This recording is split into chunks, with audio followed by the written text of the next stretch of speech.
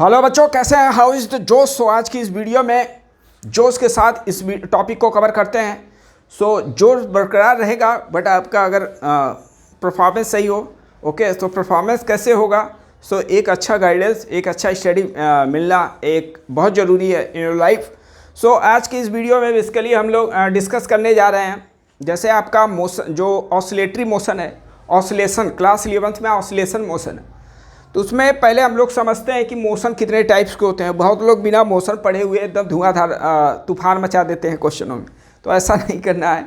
आपको पहले अंडरस्टैंडिंग लाना है कि किस टाइप के मोशन है। और मैं गारंटी के साथ बोल सकता हूँ, जितने भी स्टूडेंट या बहुत कम स्टूडेंट को मालूम है इसमें डिफ्रेंसिबिलिटी कि क्या मोशन होता है, क्या इसमें डिफरेंस है।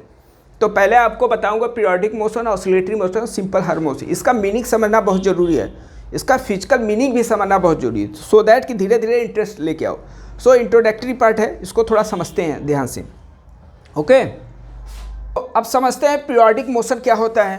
तो पीरियोडिक मोशन में क्या बोल सकते हो आप बेटा? आपको समझना है पहले पीरियोडिक मोशन क्या होता है। तो पीरियोडिक मोशन का जनरली आप लैंग्वेज में क्या बोल सकते हो? Body repeat the original path. क्या बोल सकते हो? Original path after equal time interval, ठीक है ना। जो पाथ हो, जिस पाथ पे मोशन कर रहा है उसी पाथ पर इक्वल टाइम इंटरवल पर परफॉर्म करना चाहिए, ओके। और इसमें भी कुछ ऐसे ही है, body repeat the two and fro motion about the fix point, और इसमें भी कुछ ऐसा ही है। ये तो फिजिकल मीनिंग हो गया। अब रही बात इक्वल टाइम इंटरवल में, तो ये जो पाथ है जिसके अबाउट ए फ्री मोशन कर रहा है, जिसके अबाउट ए मोशन कर रहा है, उसमें फोर्स कैसा होना चाहिए? फोर्स इसमें कांस्टेंट होना चाहिए, सही है। जो फोर्स लग रहा है इसमें क्या होना चाहिए? इसमें भी फोर्स क्या होना चाहिए? कांस्टेंट होना चाहिए। इसमें भी फोर्स क्या होना चाहिए? कांस्टेंट।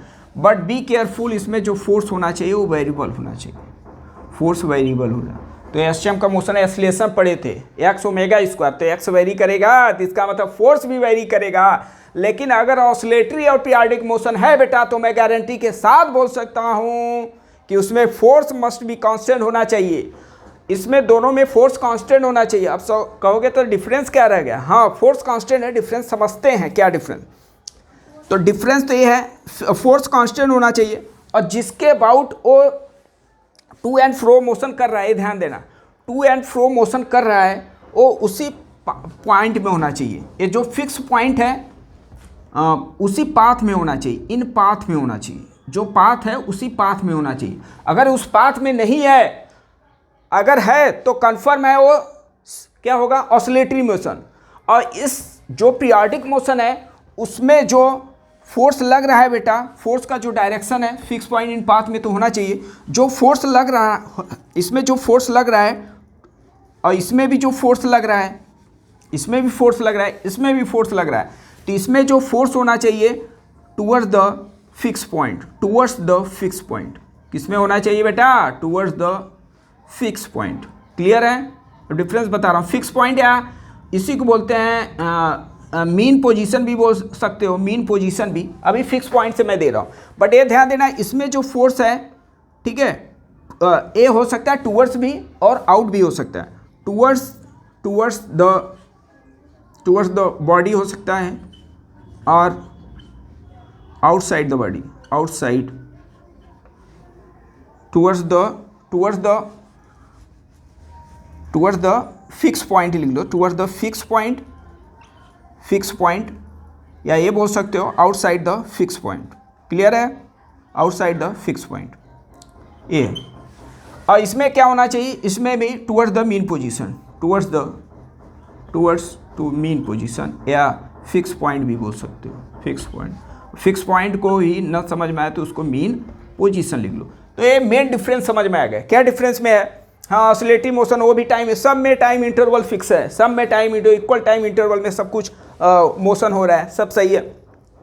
लेकिन सिंपल हार्मोनिक्स में याद रखे रहना बेटा, फोर्स क्या होना चाहिए? वेरिएबल होना चाहिए। अच्छा, इसमें जो फोर्स है कांस्टेंट होना चाहिए और फोर्स का डायरेक्शन किधर होना चाहिए? जो मीन पोजीशन है उधर की तरफ होना चाहिए। मीन पोजीशन की तरफ, always toward the mean position. किस में होगा? ऑसिलेटरी में। ऑलवेज बोलोगे, always toward the mean position है फिक्स पॉइंट। बट इसमें क्या हो सकता है? वो जो फिक्स पॉइंट मीन पोजीशन है उसके तरफ भी हो सकता है और बाहर भी हो सकता है। क्लियर है? तो मैं ये बोल सकता हूँ जितने ऑसिलेटरी मोशन है वो मस्ट भी क्या होगा, must be periodic motion. But जितने पीरियोडिक मोशन है वो ऑसिलेटरी मोशन नहीं हो सकता है उसमें जो फोर्स हो आउटसाइड हो, लेकिन इसमें फोर्स क्या है, फोर्स मीन पोजीशन की ही तरफ होना चाहिए। ये मेन डिफरेंशिबिलिटी है। और भी आप समझते हैं, जैसे एक एग्जांपल दे रहा हूँ कि जैसे कि ये सन है, ये क्या है अर्थ, ये क्या है बेटा अर्थ, इलेक्ट्रॉन मत समझ लेना है, यहाँ पे क्या है सन। तो इस पर देखा जाए नेट फोर्स क्या है, किसी भी पोजीशन पे हो तो नेट फोर्स किधर है, सेंटर की तरफ ही लग रहा है, ठीक है ना।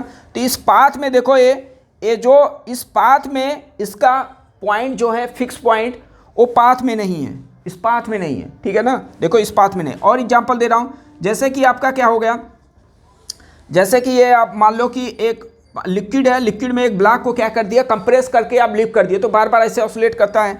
तो देखो नीचे mg नीचे जो जा रहा है mg की वजह से, ठीक है, ऊपर जो जा रहा है वो क्या है, बायंसी फोर्स की वजह से। तो देखो इसका जो फोर्स का डायरेक्शन है वो किसी फिक्स पॉइंट पे नहीं है।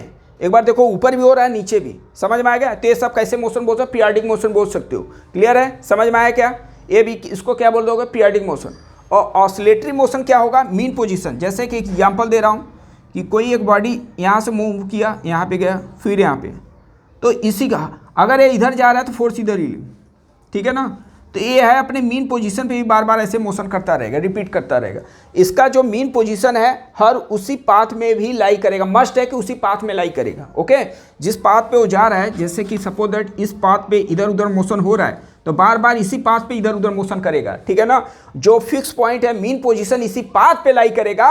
लेकिन पीरियोडिक मोशन में आप बोल सकते हो जो मीन पोजीशन है, जो फिक्स पॉइंट है, उस पाथ भी हो सकता है, अवे भी हो सकता है। जैसे एक एग्जाम्पल दिया जाए किसका बेटा, अर्थ सन के अबाउट रिवॉल्व कर रहा है, तो इसका फिक्स पॉइंट अगर बात किया जाए मीन पोजीशन, वो क्या आ रहा है आपका, वो आ रहा है आपका सन, और उस पाथ में लाई नहीं कर रहा है। ओके, और इसमें फोर्स वेरी भी करेगा। इसमें अभी पढ़ेंगे कि कौन सा फोर्स कहाँ पे कैसे डायरेक्शन क्लियर होता है। तो देखते हैं नेक्स्ट वीडियो में। जय हिंद, जय भारत।